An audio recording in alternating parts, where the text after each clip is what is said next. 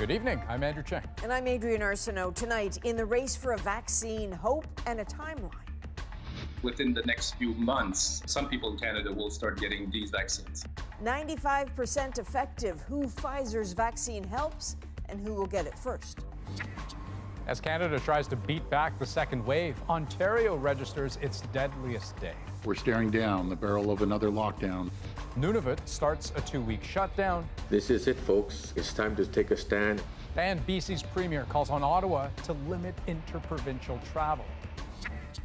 Also tonight, what it's like to live in a lockdown long-term care home. You are doing this to protect us. I get that. But you also didn't ask us. Plus, Marketplace investigates. It's easier to bring a dog in than a case of beer. What the federal government knows and what they don't about thousands of dogs coming into Canada. It has to stop. This is The National. More than 8 months into this pandemic, it seems like the virus is harder and harder to control. The evidence is in the numbers. More than 4,600 new Canadian cases today alone in BC, another one-day record set. There's evidence, too, in actions. Nunavut, dealing with a sudden surge of cases, is now in a lockdown. Ontario is warning it could also go into lockdown, and soon. But in the midst of all that dark, there is a glimmer of light today, and it's coming from Pfizer. The company says it's just days away from asking for U.S. emergency use authorization for its COVID vaccine. And as Christine Birak explains, that comes after brand new results suggesting it is even more effective than originally thought. Their phase 3 trial is over. Pfizer and BioNTech now say their shot is 95% effective. I'm pretty confident that within the next few months, at the latest, some people in Canada will start getting these vaccines. In a press release, the drug maker says out of 43,000 volunteers, 170 contracted COVID-19. Most of them got a placebo. Just 8 had received the vaccine. And it was almost equally effective in people over 65, which is harder to achieve. Pfizer says it'll be applying for emergency use authorization in the U.S. within days. American healthcare workers could start receiving the shot in late December. As for Canada, the manufacturers, Pfizer and Moderna, have actually submitted to Health Canada for the rolling regulatory approval, which is great. It means they can supply data as they get it, and we can review it very rapidly. So I think we need to be patient. Researchers say no leading vaccine maker has publicly released its safety data yet. If there is side effect that we start seeing, it needs to be well managed and not have people see their hope shattered. We're actually positioned better than just about any other country in the world in terms of access to a robust portfolio of vaccines. That portfolio currently contains 7 vaccines, including one made in Canada, which is now entering phase 2 trials. Unlike Pfizer and Moderna's gene-based vaccines, Medicago's vaccine mimics the coronavirus. It shows the immune system what to look for on the outside, but inside it's empty and can't cause the infection. The government has also pre-ordered a leading vaccine out of the UK. Detailed phase 2 trial data for Oxford's COVID-19 vaccine is set to be released tomorrow. Christine Birak, CBC News, Toronto. So if Health Canada does approve these vaccines, what comes next? What's the plan to get them to all of us? We will work out with provinces and territories, as we have with other things like personal protective equipment, rapid tests, a ratio or sharing approach that will work to ensure that all Canadians have access to viable and safe vaccines. But details on the plan, however, came today from Ontario's Health Minister Christine Elliott, saying that Canada expects to receive 4 million doses of the Pfizer vaccine and 2 million from Moderna between January and March. Now, we have epidemiologist Ray Wationena joining us now from Ottawa because I really need your help. I mean, there's a part of me that feels like, hey, this is good news, right? We don't often get to talk about good news, and yet I can't help but feel like there's still a long road ahead. How are you processing all of this? cautious, conservative optimism, but optimism nonetheless, because there is light at the end of the tunnel, but the tunnel is long and dark. But I will say we should have a drink for the miracle that is our biosciences industry, because scientists got us out of this, maybe. So there are two miracles here. One is the miracle of science, and the other is the second miracle that we hope to enact soon, which is the miracle of administration and deployment, which will show its face very soon. Even then, even with that happening, you know, and I guess the best estimates are sort of early 2021, but extending into mid to late 2021. I mean, all the stuff that we're used to, physical distancing, masking, does that keep going? It keeps going, right. So it's going to take time to manufacture, acquire, distribute the vaccine, then to get an immunogenic response in enough people to acquire herd immunity. That's going to take months, if not years. So by this time next year, I think we're still going to be wearing masks and keeping our distance, but we won't be afraid of this disease, and the end will be in grasping sight. So hang in there. The end is in sight, but we cannot lose sight of what we must do now, which is limit our exposure so we don't infect each other. Still have work to do. Rewatio-Nandan, thank you so much. Thank you. Ontario's government is considering bringing in new COVID restrictions in parts of the province that cannot seem to get their daily case counts down. As Magda Gebrselassie explains, that comes on a day of grief at one Ontario school. A flag at half-mast for a heartbreaking first in Ontario. COVID has claimed the life of an educator at St. Francis de Sales Catholic School in Toronto. This is a woman that always had a smile on her face, no matter what issue we were dealing with, the smile was always ear to ear. The family of the 67-year-old child and youth worker has asked that her name be kept private, but that hasn't stopped people from expressing their grief. This trustee for the Catholic board has been hearing from parents and students all day. She was a positive spirit, and that spirit, it was felt by the students and the staff members. A source says the woman tested positive last week and died this morning. 19 students from one class are now in self-isolation. This is believed to be a case of community transmission. Community transmission is out of control. This geriatrician says the current numbers show more action is needed. Ontario reported more than 1,400 new cases today, 32 deaths, the highest in a single day in the second wave. COVID is circulating, and that currently the actions that we're taking are not working well enough. Guys, get it together, because we're at a critical stage. Today, Ontario's premier was clearly frustrated with the situation. Right now, we're staring down the barrel of another lockdown. We have to start listening. No more parties, no more nothing. Or this is going to be at 6,000 cases a day. He called out Toronto, Peel Region, and York Region specifically, saying he's looking at new measures for those areas that could be announced on Friday. No word yet on what they could be. Magda Gebrselassie, CBC News, Toronto. Health officials in Manitoba announced 400 new cases today and a record high of 249 people in hospital. These are very daunting times for Manitobans, but again, that message is we have a clear path forward. Stay home. Limit your socialization to only your household. More people have died of COVID-19 in the past week in that province than during the first 7.5 months of the pandemic.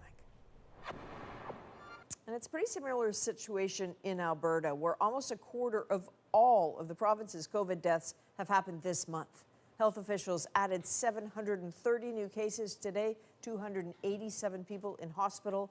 They warn they may introduce new restrictions if people don't follow the measures already in place. Nunavut added 10 new cases of COVID-19 today. The territory recorded its first case less than 2 weeks ago, but spread rapidly to a total of 70, prompting fears that their fragile healthcare system could be overwhelmed. In an attempt to avert disaster, a territory-wide lockdown started today. Jackie McKay is there. This is it, folks. It's time to take a stand and fight against COVID-19. Officials in Nunavut say the situation is critical. Resources are stretched and the territory's healthcare system is reaching its limit.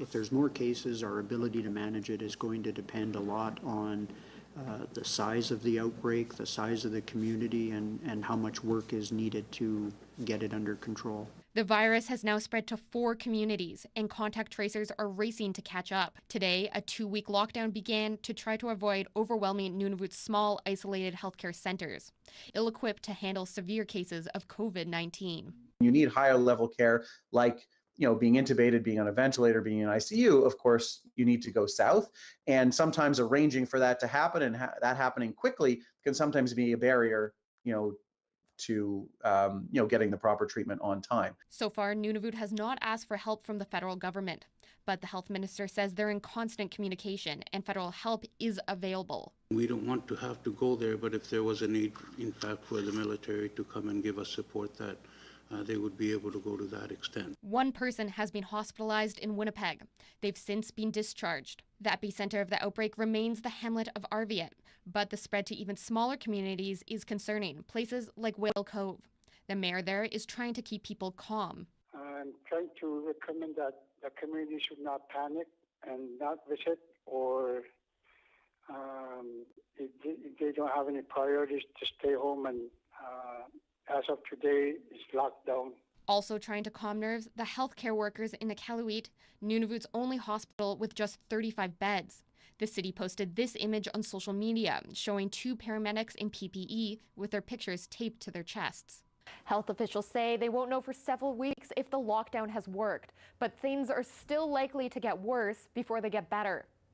Jackie McKay, CBC News, Iqaluit. Once the province that had it under control, British Columbia had another record-breaking day. Officials added another high of new cases today with 762 new infections. There are now 209 people in hospital in that province, more than at any other point during the pandemic.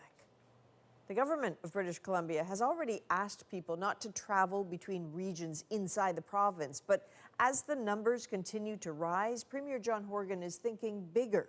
He is also asking Ottawa to ban non-essential travel between provinces. Briar Stewart looks at how that would work. The airport is a pretty quiet place these days, and it would be even slower if it were up to the BC Premier. There's already an advisory against non-essential travel within BC, and he would like the federal government to push for what he's calling a pan-Canadian approach. The people of Quebec and Ontario and Manitoba need to know that they should stay in Quebec, Ontario, and Manitoba until we get to a place where we can start distributing a vaccine across the country. The Premier is asking for more messaging than actions. He says having something like a BC-only bubble would be unrealistic because the border is so large. The evidence has shown that travel does contribute to a portion of the cases that we have seen on the island. When the chief health officer for Vancouver Island suggested a 14-day quarantine for people visiting or returning, the idea received a lukewarm reception. But still, provincial officials are urging people to stay put. Since the beginning of November, COVID-19 cases were identified on more than 40 domestic flights that flew in and out of YVR. If everybody's being responsible and doing things the right way, then they should be allowed to move freely. But that being said, not everybody is like that. So, sometimes we have to save ourselves from ourselves. BC's own travel advisory will be in place for at least 2 more weeks. Which isn't great news for Big White Ski Resort, which opens tomorrow. The phones were ringing off the wall. We've had 37 cancellations so far today, and it's cost us close to $80,000. And it's really just people are confused. BC is scheduled to give an update tomorrow, and it's possible that the restrictions here could be extended. As for the federal government, officials didn't have much to say on that proposed Canada travel plan, just that they're working with all of the premiers to manage the health crisis. Briar Stewart, CBC News, Vancouver. And Vancouver's mayor says he wants his city to be the first in Canada to decriminalize the simple possession of illicit drugs. The pandemic has exacerbated overdose deaths across the country. 2020 is on track to be the worst year on record for Vancouver, with 328 deaths so far. Mayor Kennedy Stewart says he is preparing to table a motion next week. If it's passed, the city has to ask Ottawa for an exemption from the current drug laws. Well, terrible milestone south of the border tonight. 250,000 Americans have now died from COVID-19. And as the case numbers continue to rise, their border with this country will stay shut. CBC News has learned that border crossings between Canada and the U.S. are staying closed to non-essential travelers until at least December 21st. It's been that way since late March. An official announcement was expected next week. Now, Canadian airspace will also remain officially closed to the American-made Boeing MAX 8 airliner. The plane was cleared to fly by U.S. regulators today after being grounded nearly 2 years ago following a pair of MAX 8 crashes, killing 346 people. But as Katie Nicholson tells us, for some of those left behind, the clearance comes far too soon. When this 737 MAX plunged into the ground minutes after taking off from Addis Ababa, it took Paul Jaroge's wife, 3 children, and mother-in-law with it. I can tell you that I sunk into a chasm of desolation and a lot of pain. More pain today after hearing the planes are cleared to fly again. For them, it's all about making money. It's about business.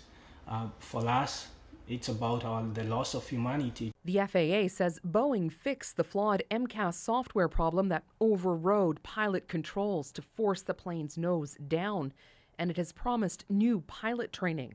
I can tell you now that I am 100% comfortable with my family flying on it. But trust has been lost. A U.S. congressional report found there weren't just problems with the aircraft's design. There was also a culture of concealment at Boeing and a failure by the FAA to oversee the aviation giant. I think the FAA has taken quite a hit here, and they realized that they were too cozy with the manufacturer, and they realized they had to create some more distance and more oversight. And I believe that has happened. Transport Canada usually falls in lockstep with the FAA. In a statement, Minister Marc Garneau says it will soon finish its own review of the plane and that there will be differences between what the FAA has approved today and what Canada will require for its operators, like additional procedures on the flight deck and pre-flight, as well as differences in training. Until Transport Canada officially clears the plane, they'll be banned from Canadian airspace. It's all a hard sell to those who lost so much. We cannot trust them. A message he and other victims' families will bring to Ottawa next week when they testify before a transport committee. Katie Nicholson, CBC News, Toronto. Our colleagues at CBC Marketplace have an update to their investigation into the booming business of overseas puppy mills. Thousands of dogs have been flown into Canada, filling that pandemic puppy demand. But as we've reported, many arrive carrying disease. And as David Common found out, the federal government isn't tracking these pups. At the country's busiest airport, a lucrative cargo just arrived. David, anybody else on the radio? Yeah, I'm in the parking lot just above the Turkish cargo. Inside those crates, up to 70 puppies arriving from Eastern Europe, part of a regular trade worth millions of dollars. It's easier to bring a dog in than a case of beer. Dr. Scott Weiss is a veterinary professor studying puppy importation. Do you know how many puppies come into this country? Well, we know it's in the thousands. How many thousands is it? We just have no idea. And neither does the federal government. It clears those puppies on arrival, but has no database to know who imports them or how many even arrive. They're often listed online, selling for thousands of dollars. Sorry, where did she come from? She's from Ukraine. We took our hidden cameras to see who is selling, amid alerts from veterinary experts that imported dogs often carry parasites, viruses, and other life-threatening conditions. Is it healthy and everything? Yeah, like custom cleared him. You have to visit the vet at the custom. Well, it cleared all the Canadian rules, and it got through customs without realizing that there really aren't any. The dog was alive. That's pretty much the bare minimum to get through it. And that, says Dr. Weiss, needs to change. Abby. Professional dog handler Abby Lorenzen, who witnessed 38 dead dogs arrive on a flight to Canada this summer, wants the feds to take action. These mass importations of animals for resale for nothing but the almighty dollar, it has to stop.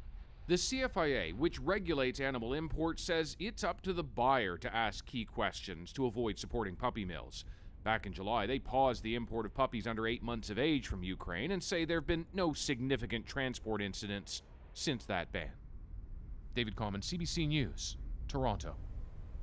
You can catch the full CBC Marketplace investigation on Friday. Tune in at 8 p.m. Eastern, 8:30 in Newfoundland on CBC Television, or stream it on CBC Gem.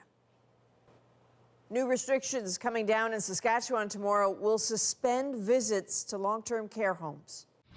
Our lives are just so limited. We have no say. Up next, 2 stories about the unintended consequences of lockdowns. I'm terrified that I'm going to lose the help that we're currently getting. Lessons from Thanksgiving ahead of this holiday season. What you need to know to plan a safe Christmas. Our panel standing by.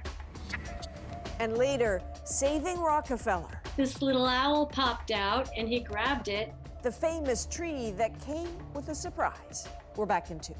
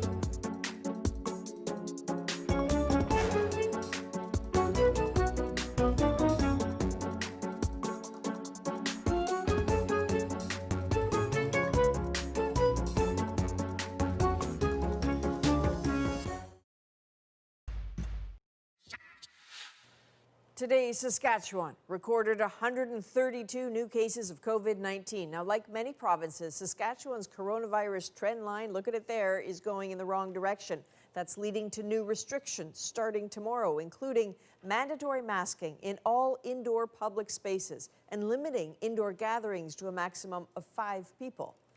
Also tomorrow, an end to visits to long-term care homes in Saskatchewan, except for compassionate reasons. Well, tonight, we are hearing from a woman who lives in a long-term care home about how difficult the isolation has already been. Bonnie Allen has her story. What was once a cozy room now feels like a prison for Chelsea Dreher. She fears the new visitor restrictions will only make it worse. The 32-year-old's mental health is fragile. Every day, I feel myself slipping more and more. It's like you're hanging on to a pole and it's been greased and it's harder and harder for you to hang on to it. Dreher has lived at this long-term care home in Regina for 8 years. She was born with cerebral palsy, then as an adult suffered complications from a back surgery and requires specialized care. But she had plenty of freedom before the pandemic. I was going home like at least once a week. I had friends come and visit me. I went to movies. I went to like activities that they offered here. Then in March, a complete shutdown and almost total isolation for months. And I had a very messy mental breakdown. Dreher is blunt. By late July, she lost hope. I got caught Googling ways to kill myself, and I was planning everything out and writing letters and notes and being like, I'm sorry, but I couldn't cut it. After that, she was granted an exemption that allows her to see family under strict conditions if her mental health and life depend on it. She hopes that does not change. I'm terrified. Like, our lives are just so limited. Dreher is tired of everyone else deciding what's best for her. So for those on the outside, a message from the inside. You are doing this to protect us. I get that. But you also didn't ask us.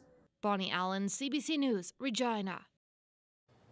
Now, the isolation the pandemic brings is difficult for a lot of people, and for people struggling with dementia, it can have devastating consequences. Something former MP Lisa Raitt knows all too well as she cares for her husband.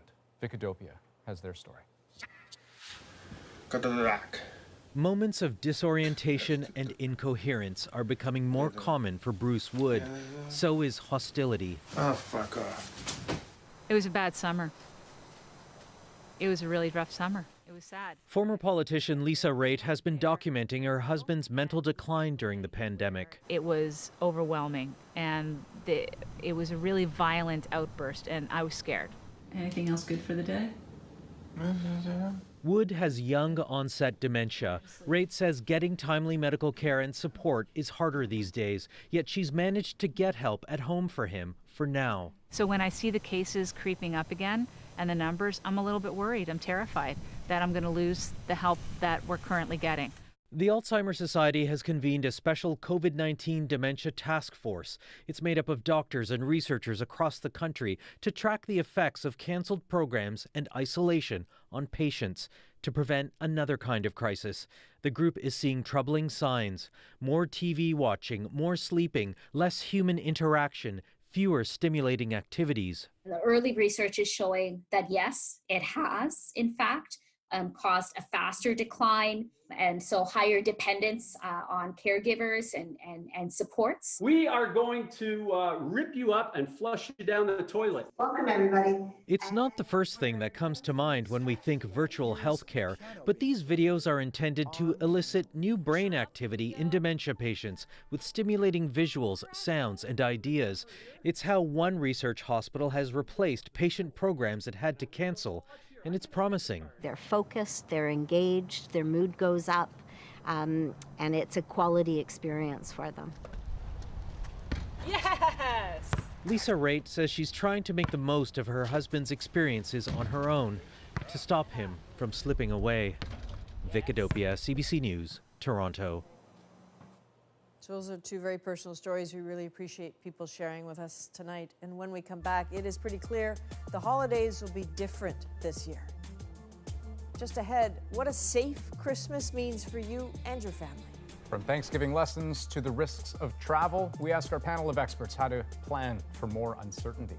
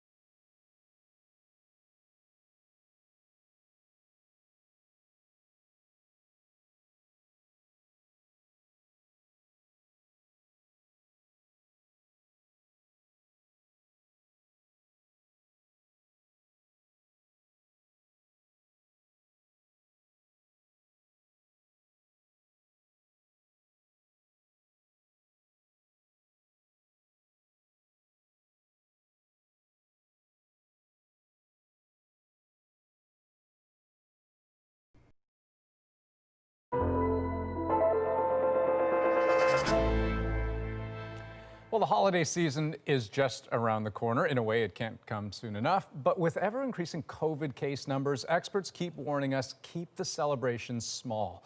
Even mall Santas are waving to children from bubbles this year. Sign of the times. And we know from the last major holiday just how much rides on what we do in the coming weeks. So if you have any questions about COVID, family, and the holidays, we've got infectious diseases specialist Dr. Lenora Saxinger and epidemiologist Raywat Deonandan joining us to guide us through this. And Dr. Saxinger, I mean, we've had this conversation before, right? Right before Thanksgiving, we now know the aftermath was that COVID cases continued upwards, but what is unclear to me is whether Thanksgiving played an important part in that or if cases were simply going up anyway. What do we know? I think in a lot of places there had been a number of epidemiologic indicators that had started to increase even in late September, early October. But really the Thanksgiving effect seemed to potentially accelerate that. And even some of the medical officers of health mentioned that when they were contact tracing new cases in the weeks following Thanksgiving, that many of them had had family gatherings. And the other thing that we've seen is that around that time, we started to see spillover of cases from younger people, and their kind of 20 to 40 age range was the major age affected for a lot of the summer and early fall. And we started to see spillover into older people around that time and consequent increased hospitalizations and ICU stays. So I don't know if it's watertight, but it's extremely suggestive that Thanksgiving was an accelerant, basically. So then, Raywat Deonandan, I mean, what would be the cost of carelessness this Christmas in the sense of, I mean, you know, what lessons did we learn from Thanksgiving that might inform how we think about this upcoming holiday season? We learned that national holidays are really bad for controlling infectious disease epidemics, right? So what we learned as well is there's an opportunity here to redefine what that holiday is. Back in Thanksgiving and Halloween, we asked ourselves, what really is Halloween and Thanksgiving? Now, what is Christmas? What are the holidays? Is it an opportunity to go to the mall and do a lot of shopping? Is it Santa Claus parades? Is it endless office parties? Or is it quality time spent with a small number of close loved ones? Is that how we're going to spend the time? We also learned that it's possible to do these things remotely if you can, and many people can. So it's an opportunity to question what we want out of a holiday and what we're willing to sacrifice to keep society functioning. Right, but you know, you guys don't need me to tell you it's not easy, right, to make that kind of choice. And Dr. Saxinger, I mean, here's a question that we received from Diane Pelletier in Edmonton. My father is 89 and lives alone, about a 2-hour drive away. If we both self-isolate for 14 days prior, would I be able to visit him over Christmas for a few days without risk? What do you say? You know, that's exactly the kind of heartbreaking situation that makes people really, you know, think that it's not worth it to do all the prevention. But, you know, there's an important point here. She mentions, you know, if I self-isolate for 14 days, can I do this with no risk? I would say we can never say no risk right now. But we could potentially say fairly minimal risk, and that risk might be acceptable to both her and her father to have that Christmas togetherness. And so we look at, you know, who are you going to be with? Where are you going to be? How can you manage the risks? And particularly if you are in a position to be able to quarantine yourself pretty strictly for 14 days prior to seeing others, that would really increase the safety of any gathering significantly. So it's always going to be a trade-off, but to me, that sounds like one worth discussing. You know, speaking of mitigating risk and trade-offs, we heard BC's Premier call for a coherent nationwide approach to travel. Have a listen to what he said. We need a pan-Canadian approach to travel. We need to make sure that people in Coquitlam are living under the same rules as people in Chicoutimi. We need to make sure that those who want to come to British Columbia must only do so if it is essential for their business or their well-being. Raywat, what should people consider about traveling this holiday season, no matter how the federal government responds to that kind of a request? Well, it's important to remember that the places in the world that have done a good job at containing COVID have restricted travel to some extent. At the very least, they've monitored their borders. When it comes to individual choices, especially around the holidays, don't travel. If you've got that choice, choose to stay put. If you must travel, avoid opportunities for exposure.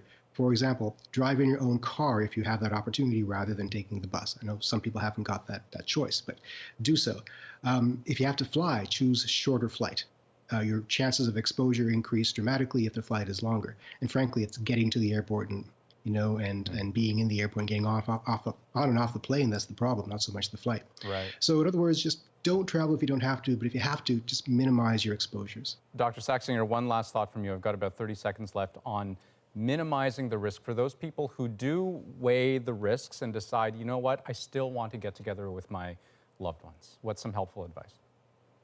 I would say the period of quarantine prior to gathering, paying attention to the space you're gathering in and the ventilatory, like if it's a closed space versus quite an open space, opening windows and managing the heating as best as possible, masking while you're not eating or drinking and still maintaining distance. Those things would all help. And also maybe considering, breaking the group up into smaller groups so that you're not spending as much time in shared airspace as a long group. Rewat Dionand and Lenora Saxinger, thank you so much for your time. Thank you. After the break, inside a Moscow hospital. Anybody who is not wearing one of these is a patient. It's a patient, yes. They're all patients. Yes. A behind-the-scenes look at the pandemic, what Russia does and does not want you to see.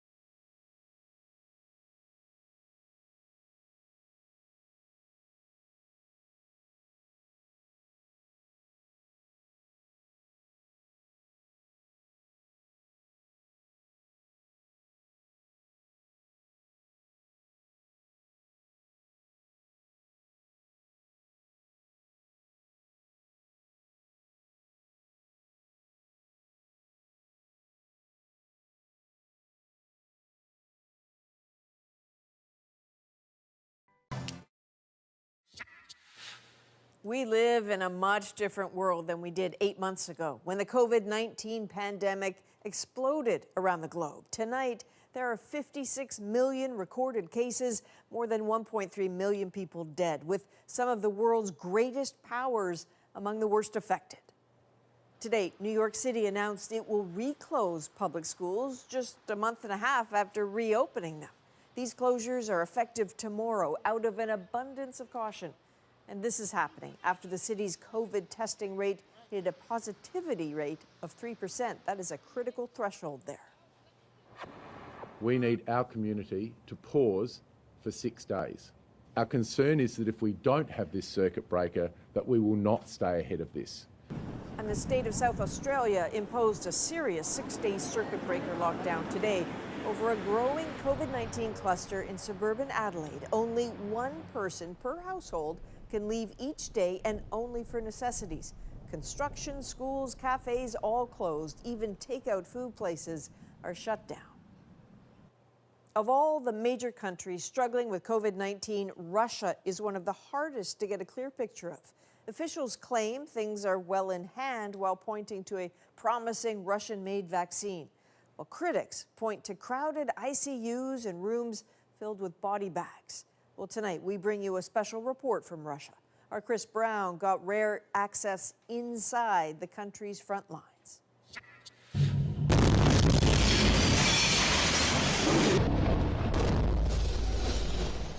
A few weeks back, a thunderous explosion destroyed a hospital for COVID patients in the Ural Mountain city of Chelyabinsk.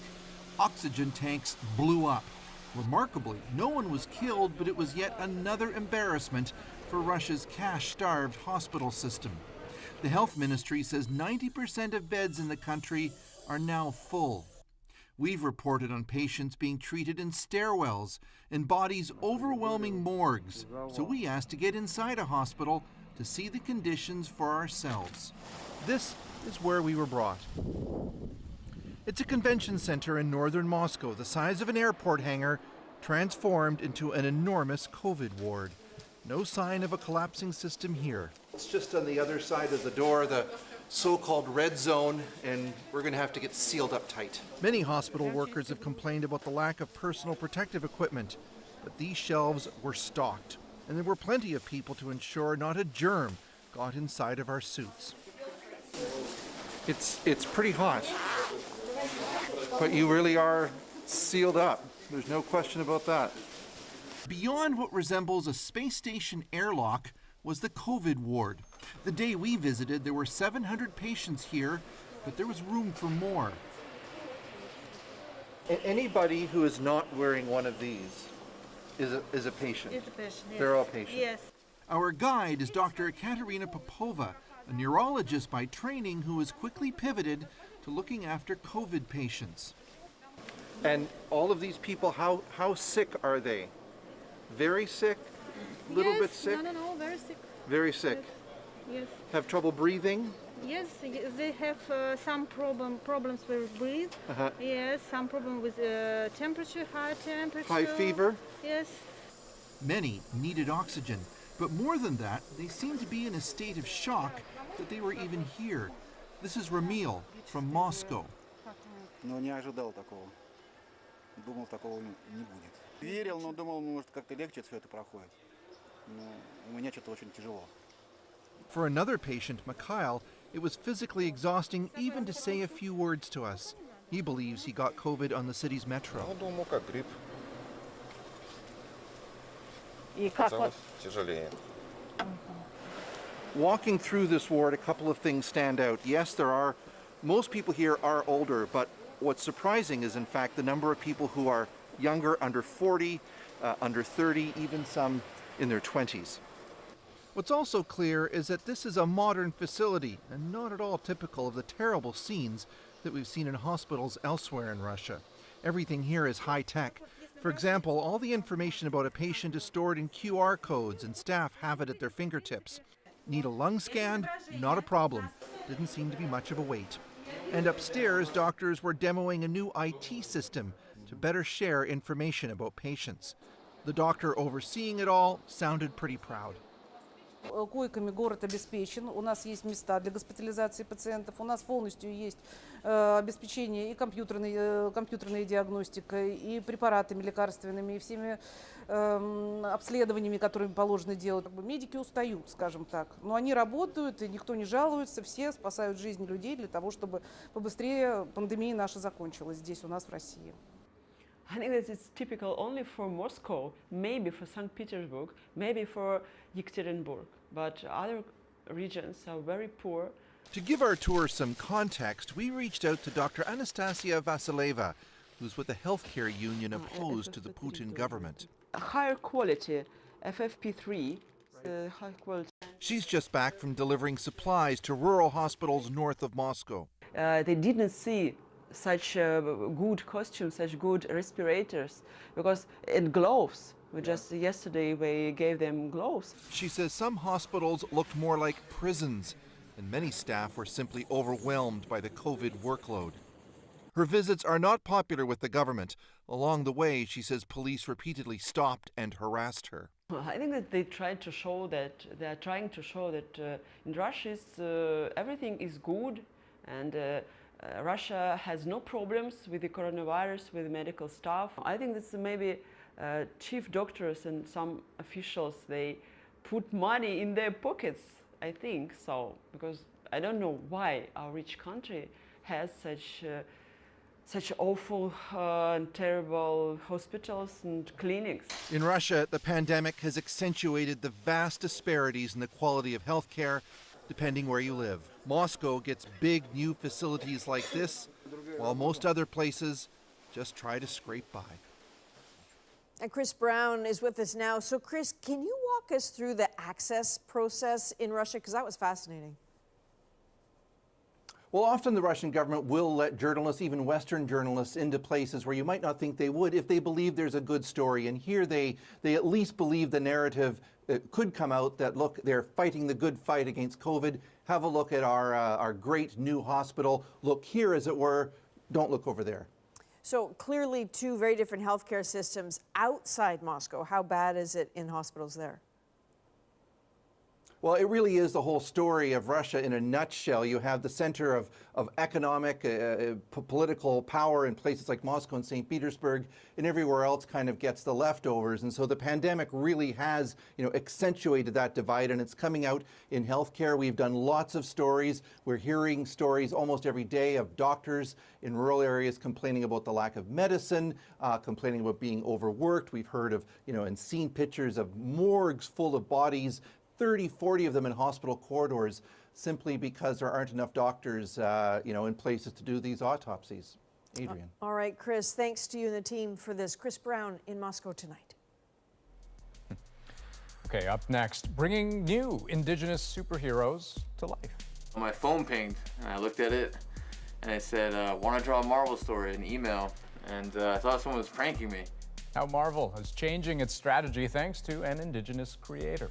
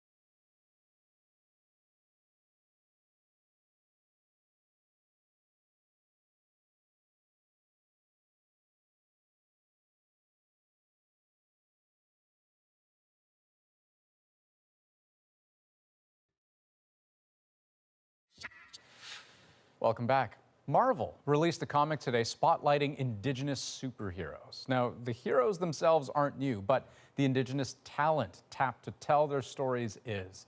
Rafi Boudjikanian shows us how one Edmonton artist got involved and his push for further inclusion in the mainstream comic book world. I look at a character with, trauma in her past. Cree artist Kyle Charles is a big fan of Danny Moonstar, a Cheyenne Native American superhero in Marvel Comics. The Edmonton-based creator from Whitefish Lake First Nation has been drawing comics for years. My phone pinged, and I looked at it, and it said, want to draw a Marvel story, an email, and I thought someone was pranking me. It was no prank. One of the biggest publishers took notice, wanting to showcase Indigenous superheroes, their adventures presented by Indigenous storytellers.